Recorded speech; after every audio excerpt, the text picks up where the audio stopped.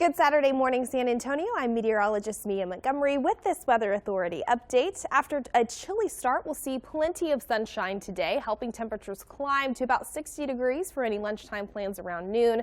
We've got a high temperature pointed right around 65, pretty seasonable for this time of year. Generally, winds out of the north at about 5 to 10 miles per hour for much of the day, but you'll see those wind gusts really increase later on tonight and as we sleep, even into early Sunday morning. Gusts upwards of 30 to 35 miles per hour will be possible after we see this heavily advertised Arctic cold front push through the region before the day is done.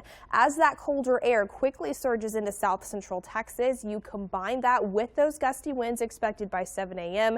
Take a look at your forecast wind chill values. Waking up tomorrow in the teens across portions of the hill country and 20s for a good chunk of the area. So you definitely will want to bundle up and dress warm if stepping out for any Sunday morning plans. Actual air temperatures in the low 30s here in San Antonio and surrounding areas. Perhaps a hard freeze already across portions of the hill country to kickstart the day. After that, we are expecting hard freezes in town starting on Monday and potentially lasting through Wednesday morning before we start to see those morning low temperatures climb ever so slightly into next weekend. With that colder air in place, high temperatures in the 30s by Monday and into Tuesday. An area of low pressure developing just off the Gulf Coast expected to send in some additional moisture into south central Texas. This could, especially if temperatures are cold enough by Monday evening, especially Monday night and early Tuesday morning, give us a little bit of a wintry mix across portions of south central Texas.